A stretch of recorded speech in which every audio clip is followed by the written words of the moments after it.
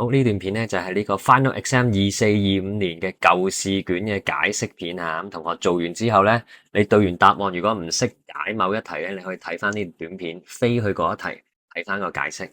聽完之後仲係唔明嘅，你可以再 Teams 去問我。OK，咁我哋事不宜遲啦。第一題，好，第一題，咁佢而家咧照鏡喎，佢喺鏡入面咧見到個咁嘅影像，佢問翻你呢個卡紙咧。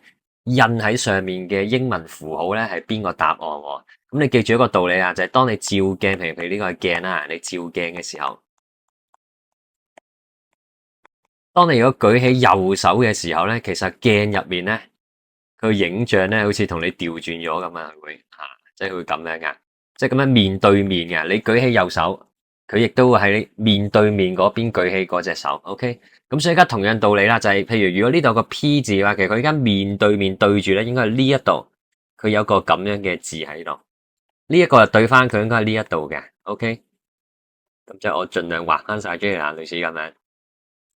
OK，咁但係問題咧，呢個係背面嚟嘅。如果你而家要將佢反翻轉，究竟你張紙印咗啲咩？嗱，咁呢度就要好有想像力啊！你要將佢俾啲想像力，你將佢反翻轉呢張卡紙。咁你咧應該就會出到以下呢啲符號啦，反翻轉佢，自己都有啲撈亂下。OK，好，咁所以答案咧就係 A 啦，等等。咁所以呢個都冇得點教你噶，呢個係想像力嚟噶。咁希望你想像到啦吓。如果你想像力真係好差咧，其實亦都係唔建議揀 physics 嘅。OK，因為有啲嘢真係冇辦法就咁用把口解俾你聽啦。希望你想像到。OK。你真係唔得嘅，你自己試下喺張紙度，你揾張白紙寫啲英文符號，寫啲英文字母對住張紙望一次啦。咁希望你 feel 到啦。OK，第二題，咧就係就咁用翻 Snell's Law，因為你見呢個好明顯係折射嚟啦，有個塑膠咧出去個空氣嗰度啊。咁但係要小心呢個道理啦，好緊要啦，就係我哋記住計折射嘅時候咧，係會用掂住 normal 嗰隻角噶，即係你要知道呢隻角。呢個入射角，呢一個咧就係個折射角。OK，咁呢隻角你點樣揾咧？咁要翻少少數學啦。首先咧，你睇睇呢個三角形啊，根據呢個三角形咧，你會見到咧呢度應該90度啦，係咪？咁你應該會揾到呢隻角啦。咁呢隻角咧就係應該係90度減28度啊。咁應該咧就係幾多度啊？應該62度啦，係咪？62度。咁但係問題呢個唔係入射角嚟噶嘛，係呢隻角先係噶嘛，係咪？咁點算好咧？咁依家我哋又運用個道理啦。咁其實呢一度 normal 同嗰個交界線都係成90度噶嘛，係咪？咁頭先如果呢隻角係62度，咁你計翻90度減62度，其實呢隻角咪就係個28度啦，就係咁簡單。OK。咁所以呢間你就可以寫 Snell's Law 啦 ，n1 sin theta 1等於 n2 sin theta 2。好，我當一咧係個塑膠，咁你代翻塑膠資料啦。塑膠嘅折射率咧，題目俾咗你噶，就係1.7啊，所以你就代1.7。咁啊角度咧就係代28度啊，喺個塑膠面28度。跟住右手邊係代空氣啊，空氣折射率係1啦，係咪？咁啊，空氣嗰個角度折射角，你而家唔知啊，寫翻 theta。咁你依家咧自己做翻個數學啦，你調一調為係呢個1，即係唔使理啦，係咪？呢個 sin 我唔想要呢個 sin，將佢反過去變做 sin 負1 add sin，OK？咁你就計到 theta，個 theta 咧就係大約係52.9度啦，OK？你睇下識唔識撳呢個計數機啦吓？咁你都要小心啲啊！提一提你 check 一次，點解？如果你發覺計極都計唔到，撳極機都計錯咧，你 check 下你個計數機係咪顯示 D 模式？如果你嘅計數機顯示 G 模式或者 R 模式咧，即係你錯咗模式啊，咁你梗係計唔到嗰啲角度啦。你記住 D 模式啊 ，check 清楚。如果你發覺都係計唔到咧，咁你就快啲你影張相俾我睇，或者你拍段片拍俾我睇，你點樣計噶啦？OK。好，咁去到第三題啦。第三題咧，你見咧佢會有 medium P 同 medium Q 咧兩個唔同嘅物質，咁呢個好明顯嘅折射啦。但係點解呢度會有3條線咁奇怪咧？其實佢就係同一時間考埋反射啦。咁死啦！呢3條線佢又冇寫嗰啲箭嘴，咁我點知邊條線係入射線，邊條線係反射線、折射線啊？咁好易分嘅啫，記住角度相同嗰兩條線咧，呢度一定係反射嚟噶啦。OK，咁所以即係其實我畫翻個 normal 先啊，又係基本功啊，畫翻 normal。咁其實我知道咧，呢兩條線一定就係反射線嚟噶啦。OK，咁所以咧呢條線一定係折射線嚟嘅。OK，咁折射線咧係有少少轉咗彎噶嘛。咁你依家調翻轉頭諗，你應該就諗到應該呢條先係入射線啦。然後佢就會有輕微嘅轉彎，呢個應該係 bend away from the normal 啦。咁你自然亦都會諗到，咁應該呢條係反射線啦，得唔得 ？OK，咁啊三條線出晒嚟啦，呢個係入射線。咁我哋哇都分晒三條線，咁一定答到呢題啦。首先第一句，佢由 P 射入去 Q，咁錯啊！我哋而家分析到呢個先係入射線，佢應該由 Q 嗰度射入去 P。OK，所以呢個錯啊。第二句 OX 咧係條入射線，咁啊啱先我哋已經證明咗呢條係入射線啦，啱啊。OK，第三句 P 有個少啲嘅折射率，咁依家咧由於佢係 bend away from the normal 啊，咁應該呢邊係快啲嘅，即係佢而家係由慢去快。咁慢去快嘅話，即係呢個折射率咧係細啲嘅，冇錯，呢個折射率係細啲嘅，咁所以呢個係啱咯。所以答案咧就係 D 啦，2、3。所以你見到呢三條線唔使驚嘅，你見到個角度一樣嘅，咁嗰個就係反射部分嚟噶，得唔得？咁啊，其實再順帶一提啦，佢呢隻角其實都係呃你嘅啫。你如果真係要計數嗰日要計數咧，你呢一度應該要用掂住 normal 嘅隻角咧，呢個先係入射角嚟噶，得唔得？呢個係反射角 ，OK。折射角都係，折射角都要用掂住 normal 隻角，所以呢個又係呃你嘅啫。其實呢個先係折射角嚟嘅，小心啲啊。OK，好，第四題啦，哇呢題複雜啦，睇落好似好簡單啊。咁咧佢依家咧首先咧就有個光線咧就由空氣射入去玻璃，咁你記住啦，如果佢係90度直插落去咧，其實個光線咧都係會直行嘅啫。點解咧？你用翻個揸車原理你就明啦。譬如你諗翻有架車，兩個車轆。佢隔兩個車轆同時入咗去個玻璃，兩個車轆係一齊慢咗㗎，咁所以佢就唔會話邊個車轆快啲會轉彎，唔會咯，所以佢就隔車直行。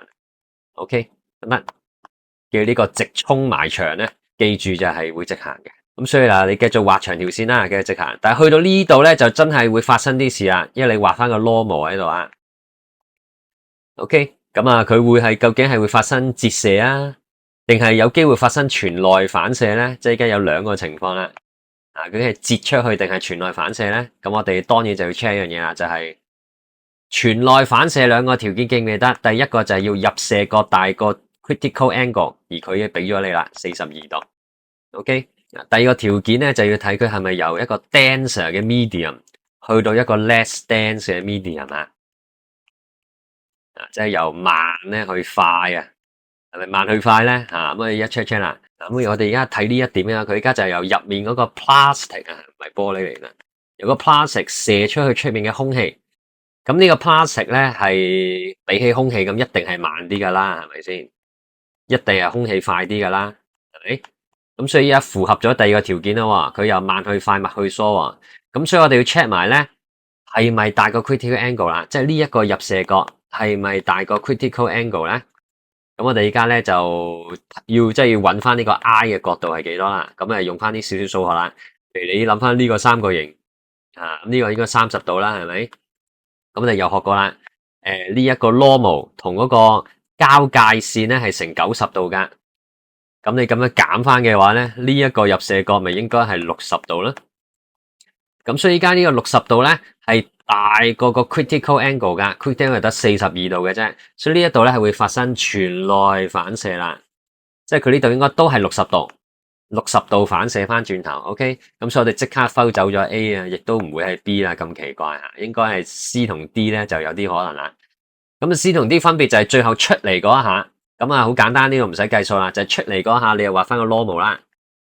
嚟佢而家由 plastic 係慢㗎，跟住射出去空氣，空氣係快㗎，慢去快點 bend 啊？慢去快就係 bend away from the normal 啦，即係呢隻角係大啲嘅，咁所以答案咧就係 C 咯。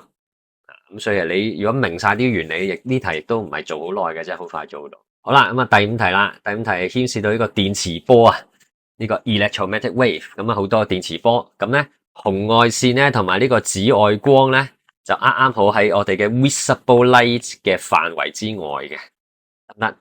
咁啊，但係你記住啊，紅外線啊、紫外光或者你睇到嘅 visible light 或者其他 radio wave 咩 wave 都好啦，總之你係電磁波，佢哋全部都係行光速嘅，係真空嗰度，所以第一句係啱嘅。OK。咁呢個第二句紫外光用嚟 detect 呢個 fake banknote，用嚟驗嗰啲偽鈔咧，亦都啱我哋背過嘅吓。咁第三咧呢個咩 waving 咧就我啊冇特別教啦今年，所以呢句唔使理佢啊。咁答案 A 嘅。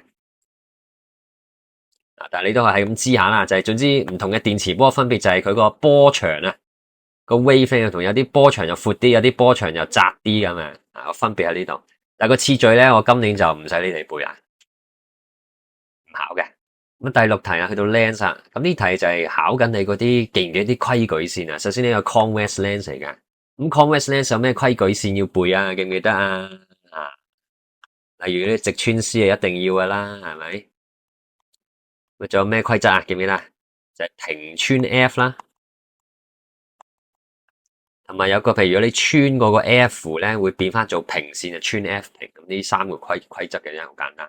咁就邊一個錯啊？咁啊 check 啦。好，第一幅圖啱定錯咧？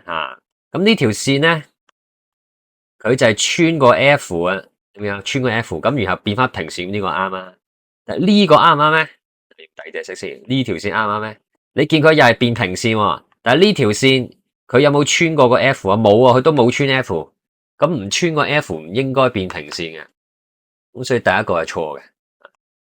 OK，咁啊到第二幅圖啦。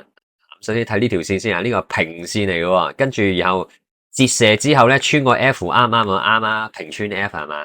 咁但係呢條線藍色條線啱唔啱咧？佢呢條線又穿個 F 喎，咁但係呢條線佢又唔係平線喎，明明平線折射之後先會穿個 F 噶嘛，係咪？所以呢個錯啦，所以第二幅圖都係錯。咁最後第三幅圖啦，呢個直穿絲啊一定啱啦，係咪先？跟住呢條線啦。我哋發現，喂，佢又變平線喎，咁點先會變平線啊？要穿個，哎呀，要穿個 F 先會變平線噶嘛？咁佢呢條線都冇穿過 F 係嘛？咁所以唔應該變平線噶，所以呢個都錯，三幅圖錯晒，答案係 D。去到第七題啦，咁啊要有少少計數咯，咁啊但係小心啲啦，逢親你用 lens law 咧，不斷要瘋狂提醒自己啊，啲正負號啊。例如 F 幾時代正數啊？就係 convex lens 嘅時候你要代正數，幾時代負數？咁就係 concave lens 嘅時候代負數啦。咁呢一題佢有冇講係咩 lens 啊？佢冇講喎，佢只要你自己分埋添喎。嗱，咁呢個考你自己醒唔醒目啦？呢題咧我哋係暫時冇足夠嘅資訊咧去估到佢係邊隻鏡嘅，因為佢純粹就係話佢個 image 係 virtual 假嘅。咁 convex 同 concave 都有機會出到假噶，係咪先？除非佢話埋俾你聽佢縮細咗，如果佢縮細假嘅話咧，咁我哋就肯定係 concave。如果佢係放大假嘅話咧，咁就會係 convex。但係佢冇講放大縮細，所以你梗係唔知噶。咁而呢個 V 咧，幾時要分正負咧？就係 real 嘅時候要代正數。如果係 virtual 假嘅時候咧，就要代負數。咁今次咧，所以呢個 V 咧，記住要代負數啦，得唔得 ？OK。咁但係我哋始終唔知 convex 係 concave 嘛。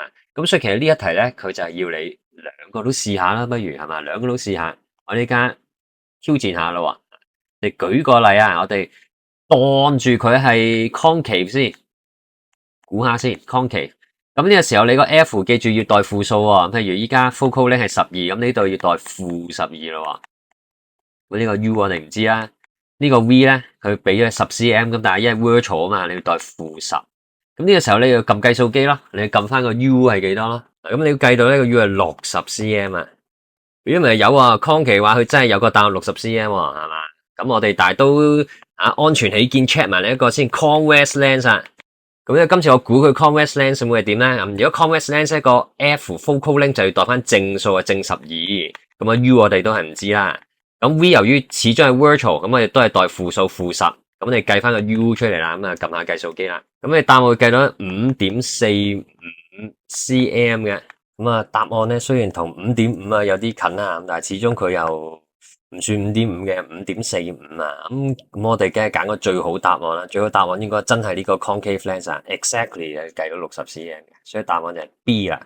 OK 嗱，所以記住用 lens 咯，即係你好小心呢個正負號啊，即係或者係邊一個情況。咁所以你最好就係記好晒 convex lens 同 concave lens 嘅所有情況啦。例如 concave lens 最簡單嘅。佢永遠都係縮細啦、直立啦，同埋係假嘅。OK，但 convex 就麻煩啲，convex 好多情況，例如咧，如果今次個 object 咧喺個 F 入面嘅話咧，咁佢會出到啲咩情況咧？先畫翻個平穿 F 啦，跟住畫翻個直穿 C，然後你發現咧係冇相交點嘅。如果你向後拉咧，你會發現會出到一個直立，但係一個放大咗嘅 virtual image。咁所以 convex lens 你擺喺唔同位置會出到唔同結果，咁你最好記晒佢啦。去到第8題啦，呢個放大鏡咧，好明顯你見個字放大咗。咁啊，首先咧佢問啊放大率係幾多，然後就問 focal length，咁啊計放大率先啦。之前教過你啊數函數啊，譬如我當佢一行1cm 啦，所以佢本身個字咧得1cm 嘅。而家呢個 A 字嘅見係咪變好大啊？呢個 A 字就係等於3行咁高啊！所以應該佢係等於3cm 咁高啊！咁我哋學過咧放大率公式啊 ，image 嘅高度咧就 over object 嘅高度，所以係3cm 除咗 cm，所以計到係3啊，放大率係3啊，唔係4啊。OK，然後計 focal length 啊，focal length 咧我哋就又係要用翻個 lens formula，但係要小心個正負號啦，係咪？咁啊，佢依家咧題目俾咗個 object distance 10cm 啊，即係佢話呢個放大鏡咧同張紙咧係10cm 咁遠，所以呢個應該係 U 嚟噶個物件啊10cm。咁但係我哋仲爭個 V 字，我先計到個 F 喎。咁 V 字原來你可以再一次用放大率公式啦 ，M 等於 V 除 U 啊。今次唔用高度，我哋用打橫嘅 distance 啊。放大率係3倍，個 V 我哋唔知 U 咧係10cm，我哋計到 V 咧就係30cm 啊。OK。不過小心啲，當我哋計 lens formula 嘅時候咧，係要代正負號噶。佢呢個由於係直立嘅，咁直立一定係配埋係假噶啦。希望同學記得呢件事。咁所以你今次代嘅數應該係咁樣啦，U 係代10啦，但個 V 咧記住代-30，因為佢係 virtual image。咁你最後篤計數機咧會篤到咧 focal length 個 F 咧就係15cm 噶啦，所以答案就係 boy。OK，去到 Section B 啦，第一題啊，第一題通常都反射題嚟㗎。佢呢題就係有個 Peter 喺度啦，咁呢個 H 咧就係阿 Peter 個頭啊。咁啊呢度有個 Mary 啊，Mary 隻眼嚟嘅呢個係。咁佢 A part 問咩咧？A part 就係想你寫翻 image of H formed by the mirror。個 H 就係阿 Peter 個頭啦。咁呢度有塊鏡喎，咁所以咧呢個頭咧。照完呢塊鏡之後，佢會喺鏡後面咧產生個影像㗎。咁我哋教過你就係要相同距離啦。咁我教過你咧，去自己擰直翻張紙啦，然後自己睇翻個對稱啦，或者你可以自己數下嗰個距離啦。例如你攞間尺又好，自己點樣數格仔距離，你數翻你 H 呢一點去到塊鏡嘅直線距離係咁多，然後你數翻同樣咁多距離，咁你就揾到係應該呢一點噶啦。OK，咁啊，所以你揾到。Peter 個頭嘅影像應該喺呢度啦。OK 嗱，見唔見啊？相同距離啊。好，跟住咁啊，Mary B part 啦。Mary 睇唔睇到 Peter 個頭咧？咁我哋好簡單啦。你諗下呢個 Mary 隻眼，佢見唔見到鏡入面嗰個 Peter 個頭咧？係見到噶，因為你今次咧，你攞把間尺一條直線咧，其實係連到噶。OK，咁所以你而家咧可以嘗試下畫條直線。由 Peter 個頭咧就射去 Mary 隻眼睛度，不過記住鏡後面嗰個世界咧係假嘅，所以呢度你一定要畫虛線啊！鏡後你見下鏡後面全部嘅線我都係畫虛線嘅，冇箭嘴噶。OK，呢度一定要用虛線去畫，得唔得？咁但係咁樣咧係未完噶，因為呢條光線始終唔係鏡後面射過嚟噶，因為鏡後面其實係一個虛假嘅世界，鏡後面。可能係幅牆嚟嘅就冇嘢噶，咁呢個光線真正喺邊度射出嚟嘅咧？其實係由個 Peter 個頭度射出嚟噶，所以其實你最後咧應該係要連翻去 Peter 個頭度，咁樣畫呢條線咧先係啱嘅，得 OK，咁呢個就係我哋學咗點樣畫反射光線啦。好，跟住 Part C 就話咧 Peter 個頭咧依家裝咗個 camera 喺度啊，然後佢就想問個 region 啊，個範圍，究竟呢個 camera 影到嘅範圍最闊有幾闊咧？咁好簡單啫，就係咧，你畫兩條線連去塊鏡嘅最左右兩端，咁你咪睇到最闊嘅範圍咯。咁但係問題佢反射嘅時候點樣畫咧？我點知係咁樣畫咧？好簡單，我哋調翻轉嚟諗，我哋由鏡入面開始諗。我哋喺鏡入面呢個係 Peter 個頭係咪？佢個頭裝咗個 camera 係咪？我哋由個頭嗰度射翻兩條線出嚟，射去鏡嘅最兩端，然後延長佢。其實呢個就係嗰兩條反射線啦。OK，而我哋又係同樣道理啦，連翻去真真正正個頭嗰度。咁其實咧，你就會睇到佢射去個 camera 嘅光線，應該係呢兩條線啊，透過塊鏡最闊嘅範圍，得唔得？好，咁最後啦 D part 啦，如果 Peter 行近埲牆1米，咁最後 Mary 如果佢想睇到 Peter 個頭，佢要點樣行呢？有啲複雜啊，我哋又重新做過啦。佢話 Peter 行近埲牆1米，咁你咪重新畫過咯，係咪？你而家想象 Peter 行前咗1米 ，OK， 咁個頭喺度咯。咁你揾翻個頭嘅影像啦，個頭嘅影像，咁你揾翻同塊鏡嘅直線距離啦，咁樣打斜一大格，咁你呢度又數翻打斜一大格，咁你呢點啊？即係 Peter 個頭應該去咗呢一點啊，新嘅位置 ，OK。咁你而家試下連去 Mary 隻眼睛度，即係呢度咧，你發覺係連唔到噶，因為咧佢已經俾本書，俾個書架咧遮住咗啦。你見唔見呢度擋住咗呢度係嘛？你睇下次條直線係嘛，擋住咗啊！咁所以 Mary 都要喐啊。咁 Mary 點喐咧？Mary 咧應該行後啲，譬如舉個例，Mary 行到嚟呢度，咁我今次連翻條直線嘅話，連去個 Peter 個影像個頭嗰度咧，你發覺。今次咧就冇俾個書櫃擋住啦，見唔見到啊？所以佢向後行 ，OK，to the right， 向右邊行。好，跟住第二題啦。第二題呢個都幾特別吓，呢個潛望鏡原理。我哋點樣用30鏡去做到呢個潛望鏡嘅原理咧？咁好多同學咧通常會咁樣錯噶，就係佢以為咧我將呢個30鏡咁樣放。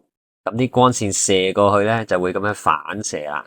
你要小心啲，呢個唔係鏡嚟嘅吓。如果呢個係一塊鏡，係 mirror， 咁你就啱嘅，係嘛？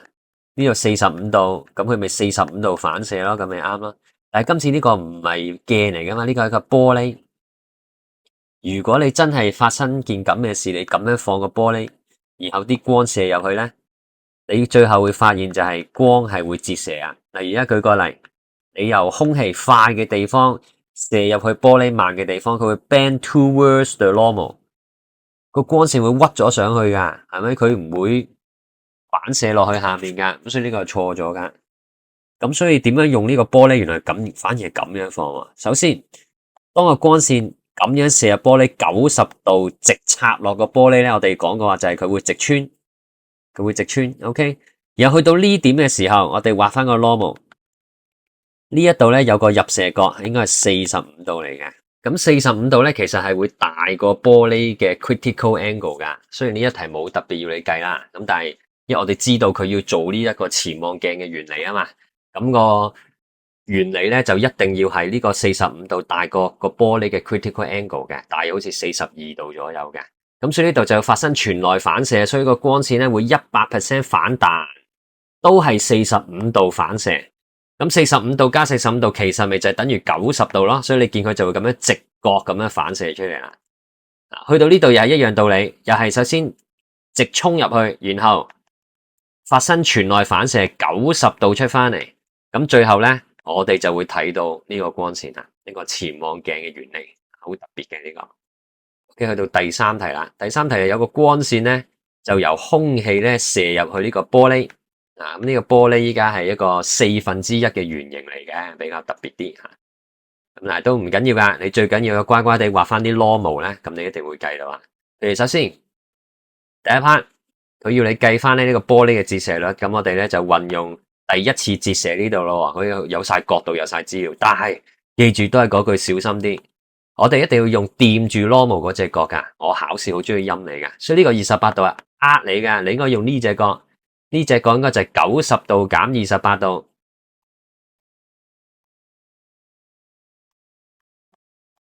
OK， 然後個折射角都係啊，千祈唔好用50度，佢折射角掂住 normal 隻角，呢度應該係90度減50度。OK， 咁所以你今次寫 Snell Saw 小心啲啦。譬如首先，我左手邊係代空氣，空氣嘅折射咧係1，咁所以你唔寫都得噶。咁但係角度記住係90度減28度啊。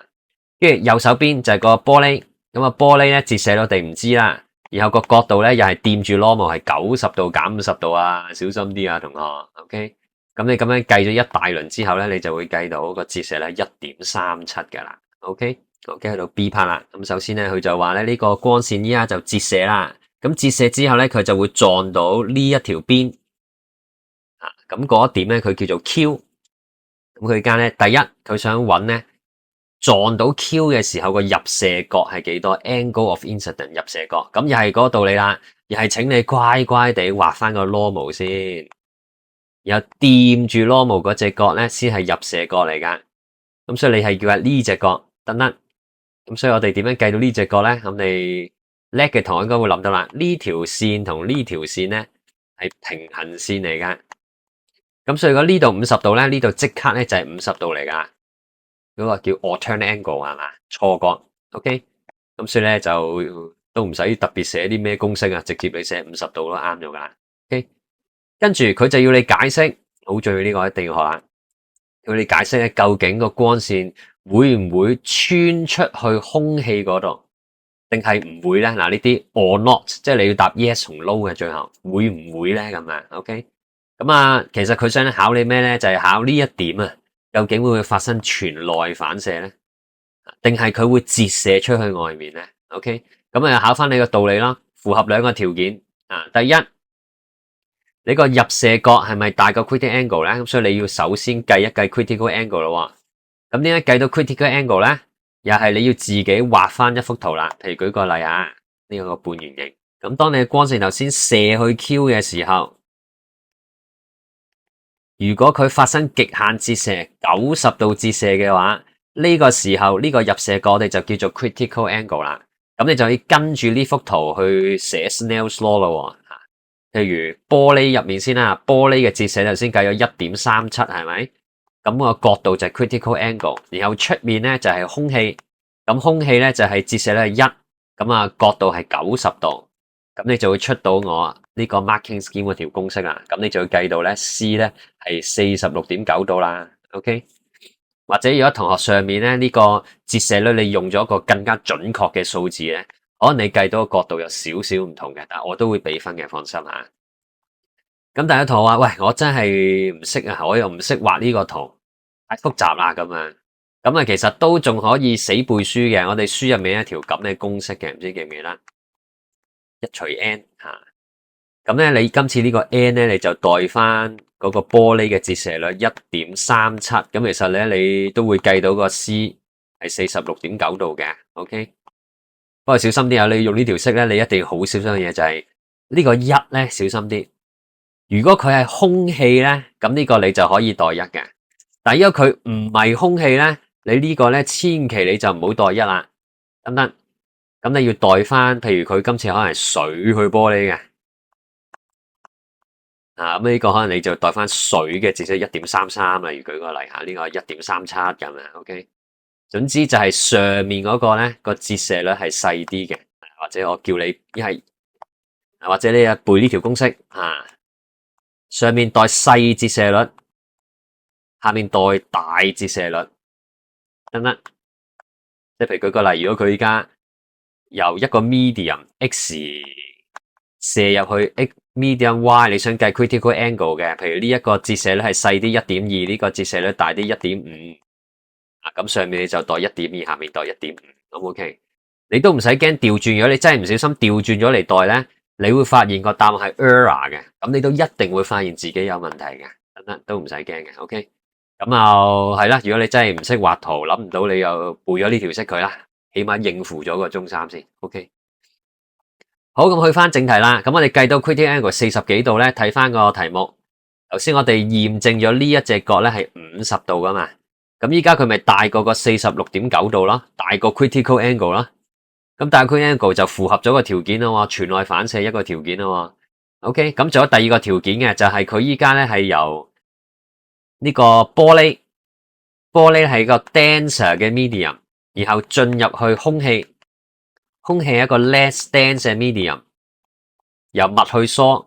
咁亦都係符合咗呢一個條件，兩個條件符合晒 ，OK， 所以佢係會發生全內反射噶，得唔得？咁但係通常呢個密去疏，疏去密咧，你可以寫可以唔寫啊，因為其實呢啲即係一睇就知啊，玻璃去空氣咪密去疏咯，咁所以有時答案佢都未必寫出嚟，咁但係你寫埋就更加好啦 ，OK， 得唔得？咁但係你記住一定要回答翻個問題喎，你發生咗全內反射之後，咁究竟有冇射出去空氣啊？答案係冇啊。因為咧個光線係會反彈翻入去玻璃啊嘛，所以呢一度係冇射出去空氣，你要回答翻問題噶。光線沒有啊，或者不能夠穿出去空氣度，你一定要回答翻個問題。OK， 至於考試睇題目睇清楚啲啦。好，跟住咧 C part， 佢就要你畫翻咧佢之後嘅路線啊。之後嘅路線咁咪全內反射咯，係咪？咁你畫翻個路線出嚟全內反射，但係去到呢點嘅時候咧，佢就發生折射啦。咁你係好簡單，你大約諗翻個 normal 啊，同呢一個交界線咧成90度嘅，大約得噶啦。然後佢係 bend away from the normal 啊，因為佢而家係射出去空氣啊嘛，空氣係快啲噶嘛，咁所以 bend away the normal 啦。OK， 好，跟住啦。第 D 呢個部分，佢話如果依家個紅色光咧轉咗做藍色光，然後佢又俾咗藍色光嘅真空嘅速度俾你啦吓，呢個 constant 3×10嘅8次方，同埋俾咗佢入咗呢個玻璃之後應該行慢咗嘅，咁速度唔同咗啊，你見慢咗少少係咪？然後佢就第一 part 要你計翻藍色光喺呢個玻璃入面嘅折射率，咁我哋之前講過啦。唔同嘅顏色喺個玻璃入面咧，其實佢哋 feel 到嘅折射率係有啲唔同嘅。OK， 咁所以我哋就用翻邊條公式啊？就用呢條公式計啦。唔知你仲記唔記得條公式？呢個就係你想計一個物質嘅折射率，你想計玻璃嘅呢個就係玻璃嘅折射率。呢一個係光喺真空嘅速度，即係個 constant 3×10嘅8次方。然後最後呢個 V 咧就係你嗰個光喺嗰個物質入面，例如依家係玻璃嘅。喺玻璃入面嘅速度，咁應該係細咗少少，慢咗少少噶。咁呢啲題目俾晒你噶啲數字，所以你咁樣一除咧，撳計數機咧，或者你叻嘅同學咧，直情佢知道呢個10×10嘅8次方可以約咗佢噶。咁你撳計數機其實只係撳3除2.11已經撳到噶啦，唔使咁複雜。咁你計到嘅折射率係1.42噶。咁同我哋頭先上面計到呢個折射率咧。1.37咧，你見係真係有少少唔同噶。藍色嘅折射率係大啲啲，所以藍色折射嘅時候會折得多少少，即係嗰種色散嗰個效應啊。仲記唔記得色散啊？咁啊，最後咧佢要你畫翻咧，如果係藍色光嘅話，咁最後嗰條路線係點樣？咁記住，藍色光由於折射率大啲，所以佢折射嘅時候咧係會比起本身嘅光線係折得多啲噶。即係佢而家咁樣彎過嚟，係咪？佢會折得誇張啲。OK， 然後呢一度同樣係會發生全內反射，因為你見隻角都係好大嘅，應該又係大過 critical angle 噶啦，得唔得 ？OK， 咁你畫到嗰啲光線啦。好，跟住到第四題啦。第四題係 lens 啦。咁首先佢題目即刻就問你，哇，你呢個鏡係咩鏡嚟噶？吓，咩類型啊 ？What types of lens？咁啊，得 convex 同 concave 係咪？今次係我哋知係 concave lens 嚟噶。點解啊？因為我哋見到咧入面嗰啲字咧，你見佢係仍然係保持直立嘅，但係你見啲字係縮細咗。譬如你好簡單，譬如你睇下呢個 O 字啊，你呢個 O 字應該係細咗噶 ，diminished。咁咩鏡先會出到直立加 diminish 咧？就係 concave lens 啊，等等，因為 concave lens 永遠咧，你唔信你自己畫下。OK 你畫翻個 focal length， 然後將個 object 求其啦放呢度咁樣，你畫翻條線吓，呢個咩平反 F 直穿 C， 咁你發現咧個影像咧係真係喺度縮細咗噶，好細噶，直立縮細就係 concave lens。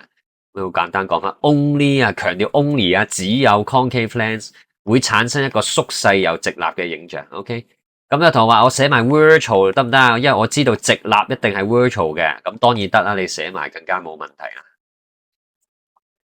跟住去到 B part 啦 ，B part 咧就係想將頭先呢個 concave lens 嘅縮細現象咧就畫翻出嚟咁樣嘅。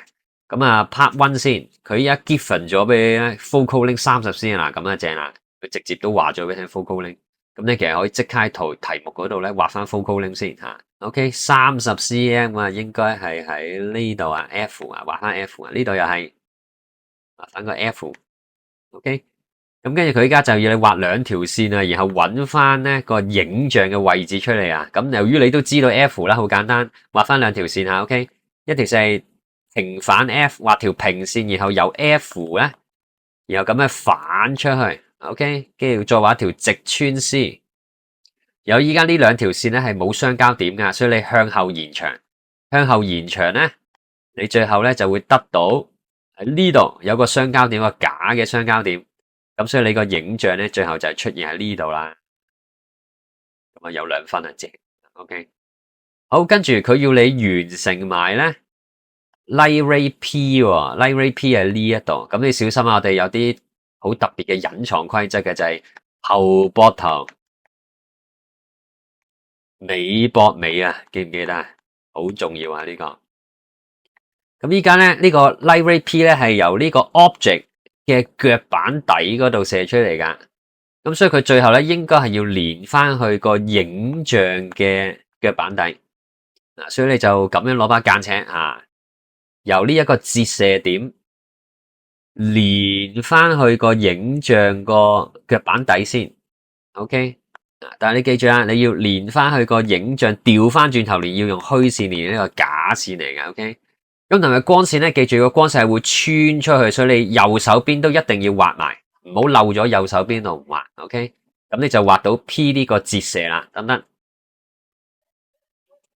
記住啊，隱藏規則頭膊頭尾膊尾啊，冇撈亂 OK。好嘅，第三 part 佢要你計放大率，咁放大率好簡單啦。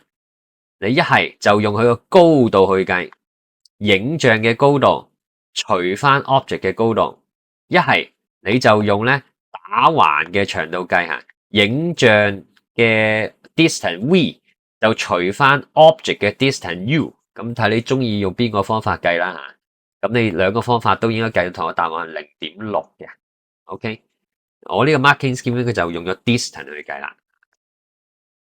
好，最後 C part 就係咧，佢話如果呢個玻璃嘅折射率細咗嘅話，會發生咩事？咁如果一個玻璃佢折射率細咗，首先會有咩影響咧？就係個 focal length 會唔同咗。例如啊，如果光線射去一個物質，如果呢個物質個折射率好大嘅話咧，佢通常就會折得好誇張嘅。即係本身係咁樣，係咪話折好多噶？但如果個物質佢個折射咧係好細嘅話咧，咁當佢折射嘅時候，可能佢淨係折啲啲嘅啫。你見本身係咁啊，你見折好少嘅啫。咁啊，對於呢啲 lens 有咩影響咧？就係譬如呢個 convex lens， 當你射過嘅時候咧，當你折射嘅時候，如果你淨係折好少嘅話咧，你見唔見到呢一度就會變到好長啊？嗱，我畫多個例子同你對比下。如果個折射咧係好大嘅，當你射啲光線過去，然後佢折射係折得好誇張嘅話咧，你見到呢一個 F focal length 就會好短啊。咁所以依家咧，記住佢造成嘅影響，第一就係個 focal length 咧係會長咗好多噶。OK， 咁 focal length 長咗好多咧，你要解釋嘅話咧，你就可以咁樣寫啦，個英文就係個光線咧 bend 嘅時候咧 bend 得少啲嘅 towards the principal axis。OK， 跟住最後第5題啦。好，第5題咧，佢就係話有個 object 啊，呢個 object 咧就射咗啲光線啦，去咗個唔知咩鏡，佢題目本身冇 show 出嚟嘅。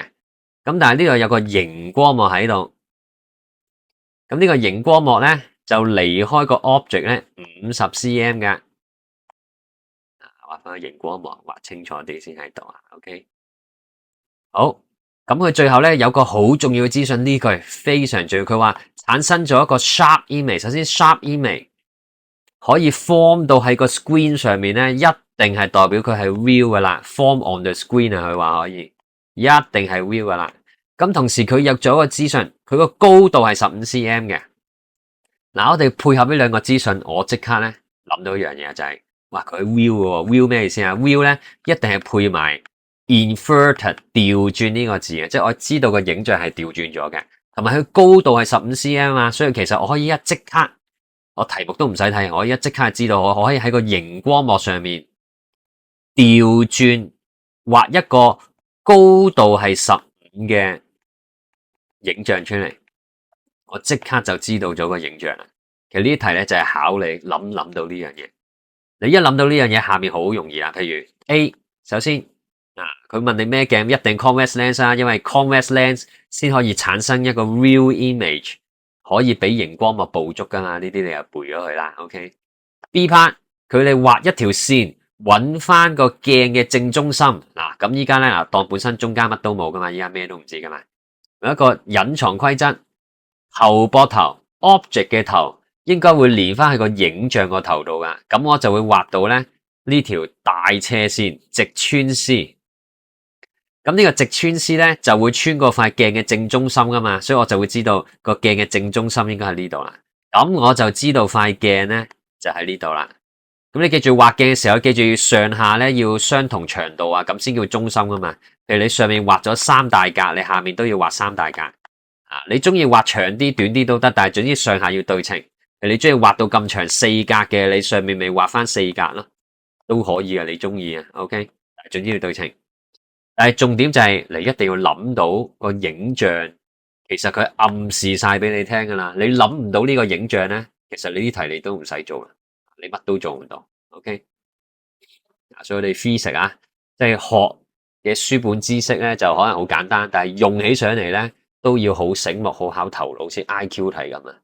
咁所以要俾心機啊，同學。一係你做多啲題目。OK，去到 C 啦，佢就想我哋揾 focal length 啦。咁啊 focal length 好簡單啫，你畫條平線啊，平穿 F。雖然我哋依家本身唔知道 F， 我哋唔知嘅，但係我哋知道隱藏規則頭膊頭啊嘛，係咪先？呢個係投射出嚟嘅光線，最後一定要連翻去影像個頭度嘅。咁所以你就攞條直線連去影像個頭度，而同一時間佢係平穿 F 嚟嘅，所以佢其實呢度應該會連翻去個 F。咁其實我哋就咁樣間接地揾到個 F 啦，等等後膊頭再加平穿 F， 咁啊大約12cm 啦。OK D part 啦，佢就話如果塊鏡咧喐近咗個 screen 4cm， 即係塊鏡向呢邊喐咗4cm， 咁最後嗰個 image distance 新嗰個 image distance 係幾多？咁我哋咧就用數學計最方便啦。咁當塊鏡喐咗4cm 之後咧，你要小心有啲咩變咗咧？個 object distance 唔同咗啦，遠咗啊嘛，個 object 離開塊鏡係嘛 ？object distance 你數翻就係50、15、20、24cm 啊。然後 focal length 咧係唔變嘅，因為 focal length 係你個玻璃嘅弧度咧，或者個物質咧決定咗你配眼鏡。你個眼鏡係500度就500度啊，會無啦啦第二日變咗400度唔會噶嘛，因為你個玻璃嘅弧度同個物質係冇變到噶，所以 focal length 保持不變係12cm， 除非佢換咗第二塊鏡嘅啫。呢題佢冇換啦，係咪？所以你可以代翻啲數入個 lens formula 啦 ，F 代12，因為佢係 convex。咁所以都係代正數，然後個 U 咧就係喐咗4cm，所以係24cm。咁你就計到個 V 咧都係24cm啊。OK， 好，後面咁所以佢就問啊，咁我點樣移動個熒光幕去捕捉到呢個新嘅影像啊？咁呢家咁樣數翻啦，你要由嗰塊鏡呢度數翻24cm啊。咁數翻24個應該邊個位啊？10、15、24cm，唔係喎，冇咁遠喎。24cm 應該係去到大約呢度啫。呢度20，呢度有1cm，呢度要加多3cm，咁就24cm 啦。咁所以原來你今次個熒光幕要喐前翻少少喎，喐前翻2小格。OK， 所以答案就係喐前2 cm 啊。咁但係你小心啲，咩叫前咧？我哋唔知你講咩嘅，你最好寫清楚。譬如喐去左邊2 cm，或者你話喐近塊鏡，或者喐近個 object 2 cm 啦，咁就好清楚啦，成日。好，最後 E part 就有一個好特別嘅一個小技巧，就係如果你呢度有大堆嘅平行線嘅話咧，平行線有個特徵嘅，平行線咧佢哋會全部集中去一點嘅。就係你平時咧嗰啲咩放大鏡，跟住咩收集啲太陽光啊，太陽光咪就係平行線咯，佢喺好遠地方射落嚟，然後佢哋咧就會燒着張紙嘅，一樣啲光線咧佢最後會集中喺一點噶。咁但係呢個聚焦點係點樣揾出嚟咧？就你要遵守以下呢啲 step。Step 1， 請你喺 F 嗰個點嗰度垂直畫一條虛線先 ，OK。然後 Step 2， 你畫一條同其他線係平行嘅光線，但係佢係要直穿個鏡嘅中心，直穿 C 嘅，O 唔 OK？ 然後最後 Step 3， 你就會揾到呢條直穿 C 同呢個頭先垂直嗰條虛線有個相交點嘅，呢一個就係個聚焦點啦。全部光線咧都會聚焦去呢點，所以你又將全部線連去嗰點就做完噶啦。OK， 得。咁呢個亦都係我哋一個好經典嘅實驗咧，去揾翻嗰個一塊鏡嘅 focal length 啊。因為其實咧呢一個距離咧就係個 focal length 嚟噶啦。咁所以你見下面呢個英文咁樣寫嘅，就係你要攞呢塊鏡去捕捉一個好遠好遠嘅物件射過嚟嘅光，然後咧佢會產生一個 sharp image on the screen 嘅。咁然後你攞間尺度翻呢一個聚焦點，度翻呢個 image 嘅距離咧，嗰個其實就係 focal length，就係咁樣，英文咁樣寫就 OK 啦。好，跟住去到最後呢個 challenging question 啊，咁啊普通同學咧就都唔使睇噶，呢題太難啦啊。咁有啲好叻嘅同學，你想挑戰下可以聽埋落去。OK， 咁你呢度見到有兩塊鏡咧係形成一個90度嘅夾角啊。咁呢度有個物件佢梗係射啲光出嚟。咁咧，佢首先要你畫翻啲反射線嘅。咁其實呢個都唔難畫嘅。咁譬如你可以自己度畫翻個 normal 啦，跟住你數翻好對稱。譬如呢度兩格，咁呢度係兩格，咁你就揾到呢一點。咁你就知道你要連去呢一點啊。咁你已經好對稱、好靚噶啦。OK。咁但係小心啲，佢反射完之後咧，呢一度佢會再次撞到第二塊鏡，所以呢度你要再畫多一次反射嘅。你又係要畫翻個 normal。數翻個格數嚟，呢度兩格，呢度又數翻兩格，要好對稱嘅，記住反射要對稱。OK， 好，跟住啦，佢就問啦，請問有幾多個影像咧？要你用交叉標示出嚟。咁首先有幾多個影像？好簡單，呢個 object 你而家面對呢塊鏡，自然鏡後面會有個影像咯。咁數翻個距離啦，呢度兩格，呢度有兩格 ，same distance， 所以呢一度會有個影像。咁啊，同一時間啦，你依家係照住呢塊鏡噶嘛？呢塊都係鏡嚟，係咪？咁啊，數翻距離啦。呢一度咧就會有1、2、3、4、5、6格。咁呢度你又數翻6格，咁其實你又會出到一個影像啊。咁但係咧，原來會有第三個影像出現喎，好神奇喎！呢度仲有個第三個影像。呢個影像係點樣出嚟嘅咧？就係好搞笑啊！可以咁樣諗嘅。第一，你頭先咪畫咗呢啲線嘅，係咪？呢啲線其實你最後向後延翻長佢咧，即係譬如你想象下，你有隻眼喺度望，而我哋以為光行直線噶嘛，係咪？咁你就會將呢啲光向後延長，向後延長，你最後就會揾到呢一度個相交點。我哋呢個眼睛就會以為鏡後面咧有一個咁嘅影像喺度，呢個就係第三個影像啦。OK， 或者你可以咁樣諗嘅，有啲同學咁樣諗嘅，就係佢將呢一個 object。佢頭先咪投射咗個影像喺鏡後面嘅，佢將呢個影像想象為另一個 object， 咁呢度又有塊鏡㗎，係你當呢塊鏡可以延長佢，佢就當呢一個影像再投影多一個影像出嚟，咁樣又會諗到咧有第三個影像喺度嘅，好神奇嘅。OK， 咁呢個我哋叫做 multiple reflection， 多重反射，得唔得？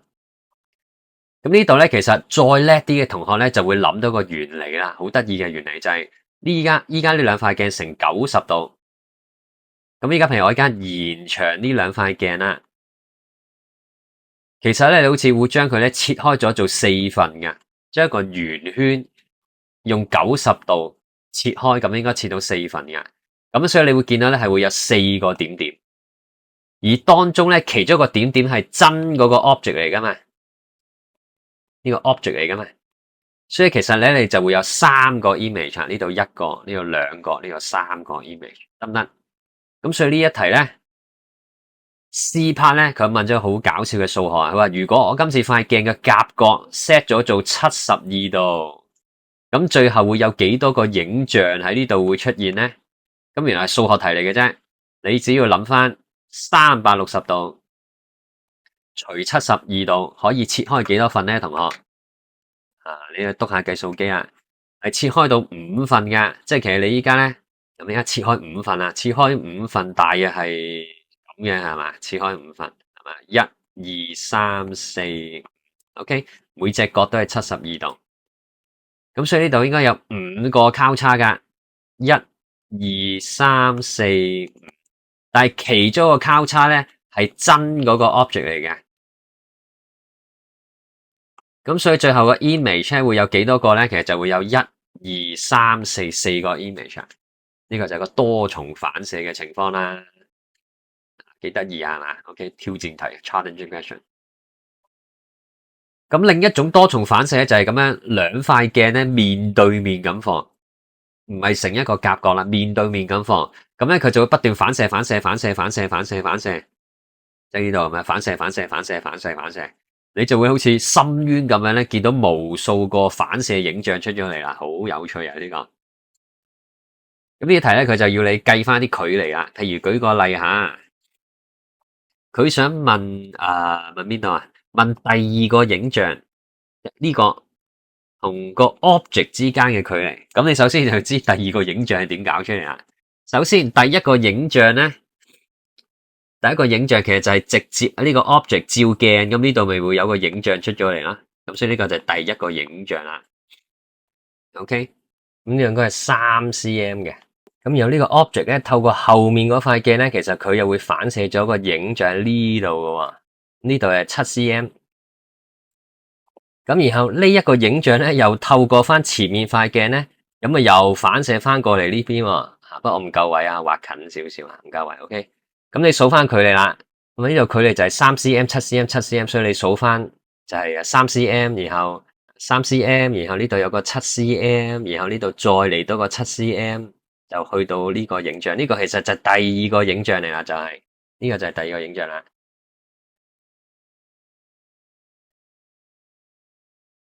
咁所以我哋得出結論，第二個影像同埋前面呢塊鏡嘅距離咧，其實就係呢度3加7加7。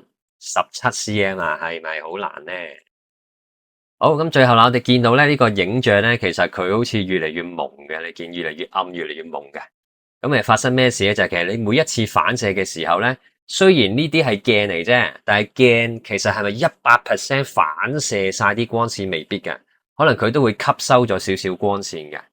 咁所以當你每一次反射，譬如我舉個例，佢淨係吸1% 啫，但係當你不斷反射嘅時候，1% 1% 咁扣下咧，其實最後剩低嘅光線咧，亦都可能得翻好少嘅。所以最後咧，去到你眼睛嘅光線可能得翻好少，所以你睇到嘅影像就會好暗啦。OK，咁係好難嘅 challenging 啊，所以我建議同學咧，普通同學你都唔使理嗰個 challenging question 噶啦，你乖乖地做好前面嗰啲 OK 噶啦，得唔得？好，咁呢份卷嘅解釋到呢度，仲有啲咩唔明嘅咧？Teams 問我，OK。